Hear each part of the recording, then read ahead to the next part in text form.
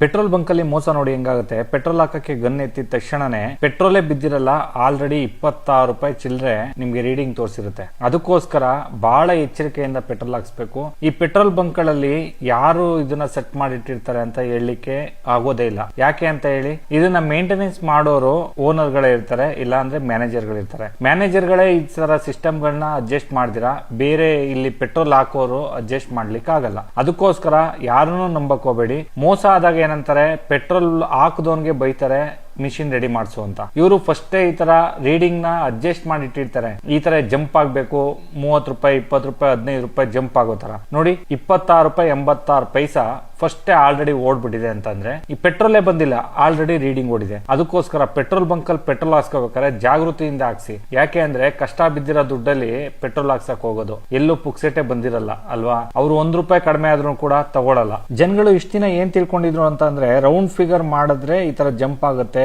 ನಮ್ಗೆ ಮೋಸ ಆಗುತ್ತೆ ಅಂತ ತಿಳ್ಕೊಂಡಿದ್ರು. 100 200 50 ಈ ತರ ಹಾಕ್ಸೋದ್ ಬೇಡ, ಇನ್ಮೇಲೆ ಹಾರ್ಡ್ ಆಗಿ ಹಾಕ್ಸೋಣ. ಹಂಗಂದ್ರೆ ರ್ಯಾಂಡಮ್ ಆಗಿ 115 120 117 ಈ ತರ ಏನಾದ್ರು ಹಾಕ್ಸೋಣ ಅಂತ ಹಾಕಿಸ್ತಾ ಇದಾರೆ ಇವಾಗ. ಆದ್ರೆ ನಾವ್ ಎಷ್ಟಕ್ಕೆ ಹೇಳಿ ಅಲ್ಲಿ ಟೈಪ್ ಮಾಡಿಸಿದ್ರು ಕೂಡ ಅದು ಫಸ್ಟ್ ಗನ್ ಎತ್ತಿ ರೀಡಿಂಗ್ ಇದು ಓಪನ್ ಮಾಡ್ತಾರಲ್ಲ ಗನ್ನ ಪೆಟ್ರೋಲ್ ಹಾಕಕ್ಕೆ ಅಂತ, ಅವಾಗ್ಲೇನೆ ಈ ತರ ಜಂಪ್ ಆಗುತ್ತೆ. ಎಲ್ಲರೂ ಹುಷಾರಾಗಿರಿ. ಒಂಚೂರು ಗನ್ನ ಮೇಲ್ಗಡೆ ಕಿಟ್ಕೊಂಡು ಹಾಕಿ, ನಿಮ್ಗೆ ಪೆಟ್ರೋಲ್ ಬೀಳುತ್ತೋ ಇಲ್ವೋ ಅನ್ನೋದು ಗೊತ್ತಾಗುತ್ತೆ.